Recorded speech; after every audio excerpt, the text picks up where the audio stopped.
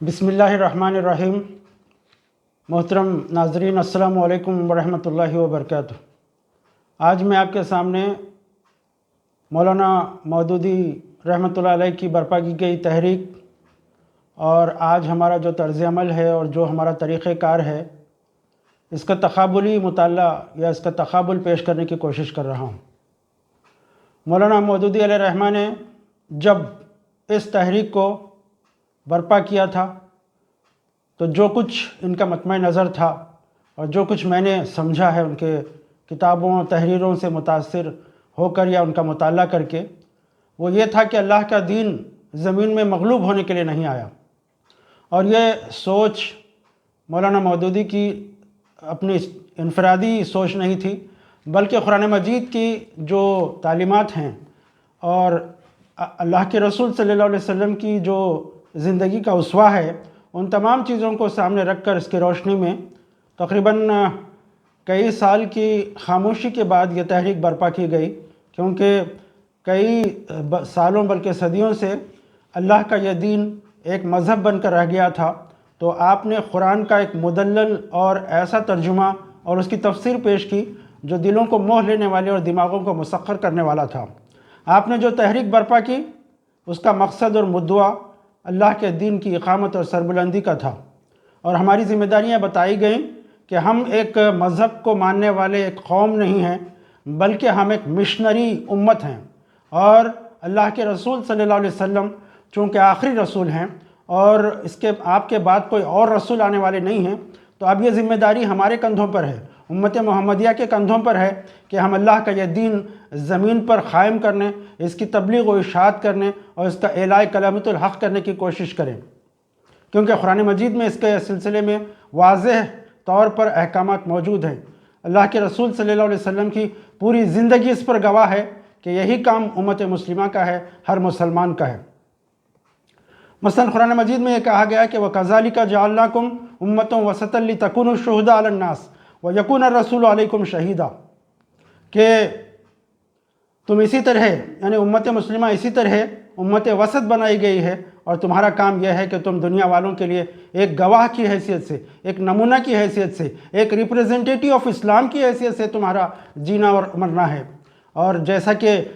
نبیوں کا تھا، رسول کا تھا، وہی اسوہ اور وہی طریقہ تمہارے لیے ہے۔ تو ہماری ذمہ داری یہ ہے کہ ہم اللہ کے دین پر خود بھی عمل کریں، اپنے قول و عمل سے اس کا اظہار کریں، اس کو عملاً برت کر دکھائیں، اور دنیا میں اس کو قائم کرنے کی ایک کوشش اپنی حد تک جتنی ہو سکے وہ کرنے کی کوشش کریں۔ آپ نے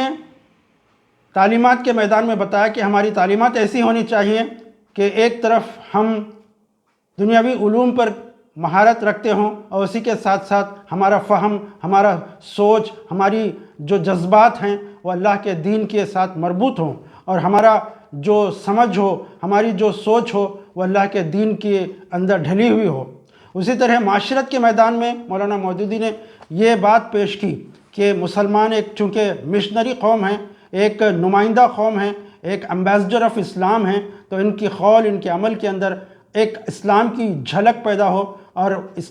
دیکھنے والے دیکھیں کہ مسلمان اس کو کہتے ہیں، اسلام اس کو کہتے ہیں۔ کتابیں پڑھنے کی ضرورت نہ ہو، بلکہ مسلمانوں کو دیکھ کر، ان کی معاشرت کو دیکھ کر، ان کے اٹھنے بیٹھنے، ان کے کمانے خرچ کرنے کو دیکھ کر لوگ یہ سمجھ جائیں، اور یہ لوگوں کے سامنے یہ نمونہ پیش ہو کہ اللہ کا دین یہ ہے، اسلام یہ ہے۔ اسی طرح معاشی میدان میں مولانا مودودی علیہ الرحمہ نے اسلام کی تعلیمات کو اور قرآن مجید کے احکامات کو پیش نظر رکھ کر یہ بات پیش کی کہ ہمارا جو معیشت ہو وہ سود سے پاک ہو، ہمارے اندر حرام خوری، رشوت ستانی اور دیگر طرح کی ایسی معاشی خرابیاں نہ ہوں کہ دنیا کے لوگ دیکھ کر یہ سمجھیں کہ ان کی معیشت ایسی ہے۔ اور اسی طرح سیاسی میدان میں بھی مسلمان اس کے نمائندہ بنے اور اللہ کے دین کی جو سیاسی نظام ہے اس کو دنیا کے سامنے پیش کرنے، اس کو قائم کرنے کی کوشش کریں۔ ایک مسلمان تعلیم کے میدان میں ایک غیر اسلامی تعلیمات کا ایک منبع نہیں ہو سکتا، اور ایک غیر اسلامی تعلیمات کے زیر اثر آ کر وہ اسلام سے دور نہیں ہو سکتا۔ خدا کی پہچان کے بغیر چاہے تعلیمات کتنی ہی عمدہ ہوں، اگر وہ اللہ کی جو اللہ کا جو عرفان ہے اسے حاصل نہ ہو، اللہ کے دین کی سمجھ اور فہم اس کے ذہن و دماغ میں نہ بیٹھے، ایسی تعلیمات کو چھوڑ دینا اور ایسی تعلیمات سے دور ہونا چاہیے۔ اسی طرح معاشرت کے میدان میں جو اصول و ضوابط قرآن نے دیے ہیں، اسلام نے دیے ہیں، مرد کے جو حقوق اور ذمہ داریاں ہیں، عورت کے جو حقوق اور ذمہ داریاں ہیں، اور اسلام کے جو معاشرتی اصول ہیں، ان کو عملاً برت کر ہم دنیا کے سامنے دکھائیں۔ اسی طرح معاش کے میدان میں ہم ایسے ادارے قائم کریں جس کے اندر سود کا شائبہ بھی نہ ہو۔ ہم سود سے ایسے دور رہیں جیسے کوئی ایٹم بم سے انسان دور ہوتا ہے، کیونکہ سود کے بارے میں قرآن مجید میں یہ کہا گیا کہ یہ اللہ اور اس کے رسول سے جنگ کے مترادف ہے۔ تو ایک مسلمان کسی معاشی نظام کے اندر سود کے جس کے اندر انوالومنٹ ہو، اس کے اندر شامل نہیں ہو سکتا، یہاں تک کہ وہ اس پر دستخط نہیں کر سکتا، اس کا گواہ نہیں بن سکتا، اس کو لینا اور دینا اس کے لیے بالکل ہی نامناسب بلکہ حرام ہے۔ اسی طرح سیاست کے میدان میں ایک مسلمان کوئی دیگر سیاسی پولیٹیکل پارٹیز کا ممبر نہیں بن سکتا، وہ سیکولر پارٹیز کا، ڈیموکریٹک پارٹیز کا، سوشلسٹ پارٹیز کا اور کمیونسٹ پارٹی کا کوئی کارکن یا اس کا کاریہ کرتا نہیں بن سکتا۔ اگر وہ مسلمان ہے تو اسلامی سیاست، اسلامی اصول و ضوابط جو اسلام کے سیاسی نظام کے ہیں، اس کو عملاً دنیا میں قائم کرنے کی جد و جہد کرے گا۔ یہ تعلیمات قرآن و حدیث کی روشنی میں، اللہ کے رسول صلی اللہ علیہ وسلم کی تعلیمات کی روشنی میں مولانا مودودی نے پیش کی، ایک عظیم الشان تفسیر اس کی لکھی قرآن مجید کی، اور عملاً ایک جماعت قائم کی۔ آج 75 سال ہو گئے ہیں ہم اس جماعت کو لے کر چل رہے ہیں۔ ہمارے اکابرین نے، ہمارے پچھلے گزرے ہوئے لوگوں نے اس کے لیے قربانیاں دیں، اس کے لیے پریشانیاں اٹھائیں، اس کے لیے بھوک اور پیاس کو برداشت کیا، ظلم کو سہا، حکومت کے عطاب کو برداشت کیا، لیکن اپنی موقف سے ذرا برابر بھی پیچھے نہیں ہٹے۔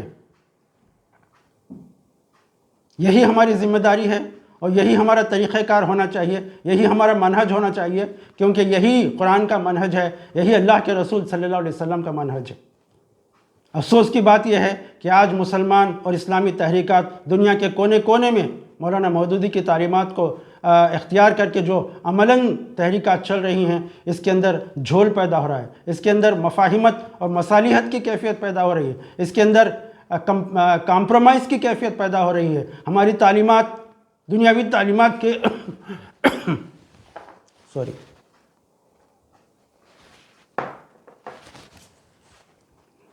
ہماری تعلیمات، سیکولر تعلیمات، اور پھر ایسی تعلیم جو خدا سے دور کرتی ہے، ایسی تعلیمات میں ہم اپنی نوجوان نسل کو، اپنے آپ کو جھونکے ہوئے۔ معاشرت کے میدان میں ہم غیروں کے طریقہ کار کو اپنائے ہوئے ہیں، اسلام کا کوئی شائبہ ہماری معاشرت میں نظر نہیں آتا۔ ہماری عورتیں، ہمارے مرد، ہمارے اٹھنا بیٹھنا، ہماری پارٹیز، ہمارے کمانے کا اور خرچ کرنے کے طریقے، ماں باپ اور رشتہ داروں کے ساتھ ہمارا طرز عمل، زندگی کا کوئی شعبہ معاشرت کا ایسا باقی نہیں ہے جو خالص اسلامی طریقے پر ہو۔ اسی طرح معاش کے میدان میں بھی ہم نے ایسے ادارے کھول رکھے ہیں جن کے اندر مختلف عنوانات سے ہم نے سود کو جائز قرار کر لیا ہے عملاً۔